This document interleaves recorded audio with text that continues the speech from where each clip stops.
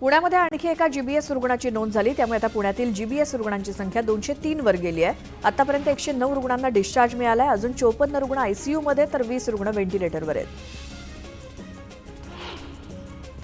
अकोला जिल्ह्यातील तुलंगा रोडवरच्या राज ठाकरेंचे बॅनर अज्ञातांकडून फाडण्यात आले, त्यामुळे मनसे कार्यकर्ते चांगलेच आक्रमक झाले। मनसे कार्यकर्त्यांनी घोषणाबाजी करत एसटी बसेसची तोडफोड केली, त्यामुळे परिसरात तणावाचं वातावरण निर्माण झालं। पोलिसांनी घटनास्थळी पोहोचून मनसे कार्यकर्त्यांना ताब्यात घेतलं। छत्रपती शिवाजी महाराजांच्या जयंतीनिमित्तानं सोलापुरात लाखो शिवभक्त येतात। यंदाचा सोहळा आदर्शवत करण्यासाठी सोलापूर पोलिसांनी मंडळाच्या प्रमुखांची बैठक घेऊन त्यांना सूचना दिल्या आहेत। मिरवणुकीसाठी एक बस आणि एक टॉप स्पीकर, एक बेस आणि एक टॉप स्पीकर लावण्याची परवानगी पोलिसांनी दिली आहे। तसंच डिजिटल मुक्त शिवजयंती साजरी करण्याचं आवाहन पोलिसांनी केलं। झारा पर्यटक मारहाण प्रकरणी निलेश राणेंनी 48 तासात टपरी हटवा अशी मागणी केली, त्यानंतर ती इमारत हटवण्यात आली। या प्रकरणी सकल हिंदू समाज बांधवांनी श्रीदेवी भगवतीचं दर्शन घेऊन महाआरती केली। जळगाव शहरातल्या छत्रपती शिवाजीनगर परिसरामध्ये रस्त्याच्या कामामुळे वाहतूक कोंडीची समस्या निर्माण झाली। या रस्त्यावरती 2 एसटी बसेस समोरासमोर आल्यामुळे प्रवाशांना त्रास सहन करावा लागला। दरम्यान पर्यायी मार्ग किंवा एकेरी वाहतूक सुरू करा अशी मागणी प्रवाशांनी केली। रत्नागिरीच्या गुहागर अबलोली रोड परिसरात मोठ्या प्रमाणात बेकायदेशीर जंगलतोड सुरू असल्याचा प्रकार समोर आला। याबाबत स्थानिकांनी वन खात्याकडे तक्रार देऊनही दुर्लक्ष होत असल्यामुळे नागरिकांनी संताप व्यक्त केला। गुहागर तालुक्यातील साखरी आगार समुद्रकिनारी जेट्टीचं काम युद्धपातळीवरती सुरू आहे। 8 कोटी रुपये खर्च करून ही जेट्टी बांधण्यात येणार आहे। या जेट्टीमुळे मच्छीमार, पर्यटक आणि स्थानिकांना याचा फायदा होणार आहे। 12वीची परीक्षा कॉपीमुक्त करण्यासाठी धुळे जिल्ह्यात अनोखा उपक्रम राबवण्यात येतोय। जिल्ह्यातील 47 परीक्षा केंद्रावरील सुमारे 1000 वर्गखोल्यांमधनं थेट झूम रेकॉर्डिंग करण्यात येत आहे। यासाठी स्वतंत्र तंत्रस्नेही शिक्षकांची नियुक्ती करण्यात आली आहे। पाटण तालुक्यातील मालदन गावाजवळच्या वांग नदीवर बांधलेल्या कोल्हापूर पद्धतीच्या बंधाऱ्याच्या पायाजवळचे दगड निसटल्यामुळे बंधाऱ्याला गळती लागल्यामुळे धोका निर्माण झाला। संबंधित विभागाची यंत्रणा त्याकडे गांभीर्यानं बघत नसल्यामुळे शेतकरी आणि ग्रामस्थांमधनं संतप्त प्रतिक्रिया उमटत आहेत। वाशिमच्या 73 परीक्षा केंद्रावरती प्रशासनानं कॉपीमुक्त अभियान राबवलंय। धाड टाकत मास कॉपी करणाऱ्या विद्यार्थ्यांकडील 125 कॉपीज जमा करून पळून जाणाऱ्या अस्थायी शिपायाला सुद्धा पोलिसांनी पकडलं।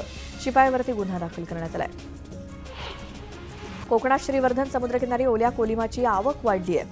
हा जवळा कोळी महिला उन्हात वाळवून त्याची सुकट करून बाजारात विक्रीसाठी पाठवतायत। या ओल्या जवळ्याची आवक वाढल्यामुळे पर्यटकांसह खवय्ये आपल्या जिभेचे चोचले पुरवतायत। अलमट्टी धरणाच्या भिंतीची उंची वाढवल्यास कोल्हापूर आणि सांगली जिल्ह्यातील नदीकाठांवरती काय परिणाम होईल याबाबतचा अभ्यास करण्यासाठी राज्य सरकारनं रुरकी इथल्या राष्ट्रीय जलविज्ञान संस्थेला अभ्यास करायला सांगितलंय। या संस्थेचा अहवाल प्राप्त झाल्यानंतर राज्य सरकार अलमट्टीबाबत आपली भूमिका जाहीर करेल। मुख्यमंत्री सौर कृषी वाहिनी योजनेअंतर्गत मार्च 2026 पर्यंत राज्यातील 100% कृषी पंपाला वीज पुरवठा देण्यासाठी महावितरणनं कंबर कसली आहे। त्यासाठी तब्बल 16,000 मेगावॅटचा लहान क्षमतेचे सौर प्रकल्प उभारण्यासाठी वेगवेगळ्या कंपन्यांना कंत्राट दिलं गेलंय। त्यामुळे 100% शेतकऱ्यांच्या पंपाला हरित ऊर्जा पुरवणारं महाराष्ट्र देशातलं पहिलं राज्य ठरणार आहे। राज्यामध्ये होणारी रब्बी आणि उन्हाळी कांदा लागवड गतवर्षीच्या तुलनेत 70,000 हेक्टरनं वाढून 5.34 लाख हेक्टरवरती गेली आहे। रब्बी हंगामात 106 लाख टन कांदा उत्पादन होण्याचा अंदाज आहे। राज्यातील बाजार समितीमध्ये सोयाबीनची 42,980 क्विंटल इतकी आवक झाली, तर सोयाबीनला 3,868 रुपये प्रति क्विंटल इतका दर मिळाला। एप्रिल 2023 ते मार्च 2024 या कालावधीत सोलापूर कृषी उत्पन्न बाजार समितीत 80 लाख क्विंटल कांदा विकला आणि त्यातून 1,139 कोटींची उलाढाल झाली। एप्रिल 2024 पासून आतापर्यंत बाजार समितीत 58,62,000 क्विंटल कांदा विकला गेला असून त्यातून शेतकऱ्यांना 1,315 कोटी रुपये मिळालेत। राज्यातील बाजार समितीत कांद्याची 1,27,672 क्विंटलची आवक झाली। यात नाशिक जिल्ह्यात सर्वाधिक 44,940 क्विंटल आवक झाली। कांद्याला कमीत कमी 1,550 रुपयांपासून 2,600 रुपयांपर्यंतचा सरासरी दर मिळाला।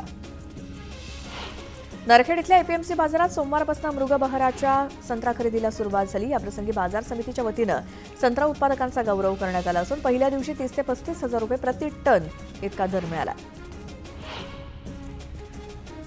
लाडकी बहीण योजनेमुळे राज्यातील शेतकऱ्यांना मोठा फटका बसला। लाडकी बहीण योजनेमुळे राज्याची तिजोरी खिळखिळी झाली आणि मराठवाड्यात शेतकऱ्यांना मिळणारं ठिबक सिंचन अनुदान थकवलं गेलंय।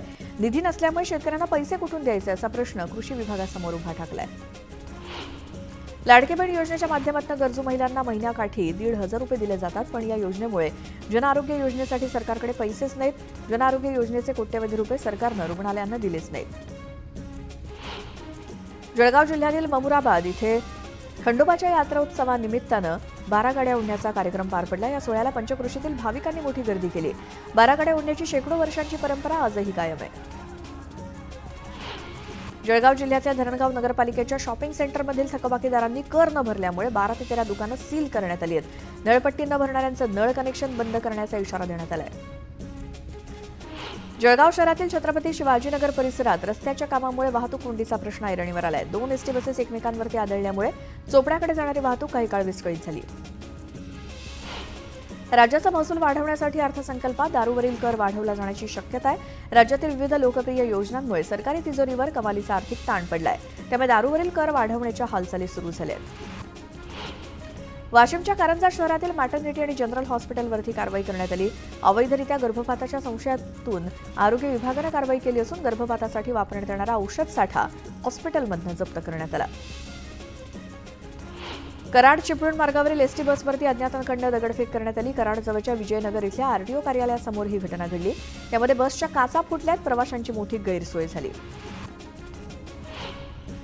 बापानंच मुलीवरती अत्याचार केल्याची धक्कादायक घटना पनवेल परिसरात घडली. या प्रकरणी पनवेल शहर पोलीस ठाण्यात गुन्हा दाखल झाला असून नराधम बापाला अटक करण्यात आली आहे. पनवेलमध्ये बैलजोडीची चोरी झाली. 50,000च्या 2 बैलांची चोरी केल्याप्रकरणी पनवेल तालुका पोलीस ठाण्यात अज्ञातांविरोधात गुन्हा दाखल झालाय. पनवेल कोनफाट्याजवळ एसटी बसचा अपघात झाला. चालकाचं बसवरचं नियंत्रण सुटल्यामुळे बस झाडावर जाऊन धडकली. या अपघातात 3 जण जखमी झालेत. वसई विरार महापालिकेनं बोगस डॉक्टरांविरोधात मोहीम हाती घेतली. नालासोपाऱ्यातील 2 बोगस डॉक्टरांवरती कारवाई करत पेल्हारा पोलीस ठाण्यात गुन्हा दाखल झालाय. नालासोपाऱ्यातील मैदानावरती टाकलेल्या जुन्या सोफ्यांना आग लागली. सिगारेटमुळे आग लागल्याचा प्राथमिक अंदाज असून अग्निशमन दलाच्या जवानांनी आगीवर नियंत्रण मिळवलं. नाशिकच्या महाविद्यालय परिसरातील रोड रोमियोंवरती पोलिसांनी कारवाई केली. गंगापूर, शहरणपूर आणि कॉलेज रोड परिसरातील एकूण 204 टवाळखोरांवरती पोलिसांनी कारवाई केली. सोयाबीन खरेदी बंद झाल्यामुळे 12 दिवसांपासून नाफेडच्या रांगेत वाट बघणाऱ्या शेतकऱ्यांनी सोयाबीनचा आपला मोर्चा थेट तहसील कार्यालयाकडे वळवला. बीडच्या माजलगाव तहसील कार्यालयासमोर ठिय्या मांडत शेतकऱ्यांनी घोषणाबाजी केली. उपमुख्यमंत्री अजित पवारांच्या विरोधात सामाजिक कार्यकर्त्यांनी अनोखं आंदोलन केलं. अतिक्रमण हटवताना छोट्या मोठ्या दुकानासह राजकीय नेत्यांची अतिक्रमण सुद्धा हटवावीत अशी मागणी कार्यकर्त्यांनी केली. छत्रपती शिवाजी महाराज आणि डॉक्टर बाबासाहेब आंबेडकर यांच्याविषयी वादग्रस्त विधान करणाऱ्या राहुल सोलापूरकरांविरोधात दौंडमध्ये आंदोलन करण्यात आलं. सर्व पक्षांनी एकत्रित येत सोलापूरकरांच्या फोटोला जोडे मारून आंदोलन केलं. तसंच सोलापूरकरांवर देशद्रोहाचा गुन्हा दाखल करण्याची मागणी केली. भिवंडी तालुक्याच्या ग्रामीण भागासह संपूर्ण ठाणे जिल्ह्यातील हजारो आदिवासी बांधव समाज बांधवांचे वनहक्क दावे प्रलंबित आहेत. या विरोधात गेल्या 10 दिवसांपासून श्रमजीवी संघटनेकडून भिवंडी उपविभागीय अधिकाऱ्यांच्या कार्यालयासमोर आंदोलन सुरू आहे. प्रशासनाने या आंदोलनाची दखल घेतली असून दावेदारांच्या कागदपत्रांची पडताळणी सुरू आहे. व्हिडिओकॉन कंपनीतील 150 ते 200 कामगारांना मार्च 2018 पासून पगारच मिळालेला नाही. त्यामुळे कामगारांची 3.5 कोटींची देयकं थकीत आहेत. या विरोधात कामगारांनी न्यायालयात दाद मागितली. त्यानंतर थकीत देयकं देण्याचे निर्देश न्यायालयानं दिलेत, मात्र त्याची अंमलबजावणी काही झाली नाही. त्यामुळे अहिल्यानगर जिल्हा मजदूर सेनेच्या वतीनं आंदोलन करण्यात आलं. मुख्यमंत्री युवा कार्य प्रशिक्षणार्थींनी आंदोलनाचा इशारा दिला. प्रशिक्षण कालावधी वाढवून न दिल्यास मंत्रालयावर पायी अर्धनग्न मोर्चा काढण्याचा निर्धार सांगलीत पार पडलेल्या युवा प्रशिक्षणार्थी संघटनेच्या महामेळाव्यात करण्यात आला. सांगलीच्या विटामध्ये एका स्थानिक पत्रकाराला गुंडांनी बेदम मारहाण केली. या घटनेचा पत्रकार संघटनांनी निषेध करत उद्या मोर्चा काढण्याचा इशारा दिलाय. तसंच गुंडांवरती कारवाई करण्याच्या मागणीचं निवेदन पोलिसांकडे सुपूर्द केलं. माघ पौर्णिमेच्या निमित्तानं जेजुरी गडावरती भाविकांनी गर्दी केली. माघ यात्रेनिमित्तानं मंदिराला आकर्षक फुलांची सजावट करण्यात आली. दरम्यान नाशिक, संगमनेर, अहिल्यानगर, बारामती आणि सातारा इथून मानाच्या शिरकाठ्यात देवभेटीसाठी येतात. संत शिरोमणी रोहिदास महाराजांच्या जयंतीनिमित्तानं भव्य मिरवणूक काढण्यात आली. या मिरवणुकीत तरुण बांधवांसह महिलांनी मोठ्या संख्येनं सहभाग नोंदवला.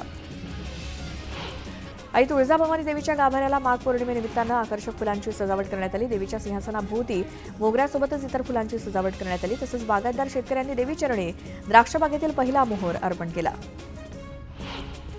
श्री विठ्ठल रुक्मिणी मंदिर समितीला चंद्रभागा नारायण भांडे या भाविकानं 1.5 किलो वजनाचा चांदीचा टोप अर्पण केलाय, अशी माहिती व्यवस्थापक मनोज श्रोत्री यांनी दिली.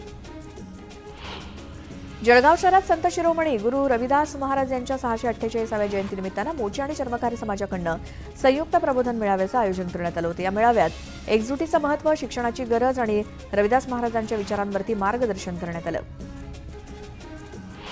उच्च आणि तंत्रशिक्षण विभाग, ग्रंथालय संचालनालय, महाराष्ट्र राज्य आणि जिल्हा ग्रंथ अधिकारी कार्यालय, मुंबई उपनगर यांच्या संयुक्त विद्यमानं मुलुंड येथे ग्रंथ प्रदर्शनाचं आयोजन करण्यात आलं. यावेळी आशिष शेलार यांच्या हस्ते ग्रंथ प्रदर्शनाचं उद्घाटन करण्यात आलं.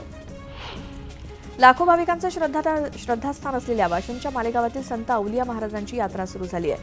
नवस फेडण्यासाठी इथे शेंडीनं गाठी सोडण्याची परंपरा आहे. पुढील 8 दिवस ही यात्रा चालणार आहे. वर्ध्याच्या हिंगणघाटचे आमदार समीर कुणावार यांनी काजी वॉर्डमधल्या बहुजन हिताय अभ्यासिकेला अचानक भेट दिली आणि विद्यार्थ्यांशी संवाद साधला. त्यांच्या अडचणी जाणून घेत समस्या सोडवण्याचं आश्वासन आमदारांनी दिलं. केंद्रीय अर्थमंत्री निर्मला सीतारामन यांनी अर्थसंकल्प सादर करताना घोषित केलेले नवे प्राप्तिकर विधेयक आज लोकसभेत सादर केलं जाण्याची शक्यता आहे. नवा प्राप्तिकर कायदा 1 एप्रिल 2026 पासून लागू केला जाईल असं सूत्रांनी सांगितलंय. भाजपच्या संघटन पर्व अभियानाच्या निमित्तानं चंद्रशेखर बावनकुळे 13, 14 आणि 15 फेब्रुवारी असे 3 दिवसाच्या दौऱ्यात महाराष्ट्रात कार्यकर्त्यांशी संवाद साधणार आहेत. यावेळी कार्यकारी अध्यक्ष रवींद्र चव्हाण देखील उपस्थित असतील.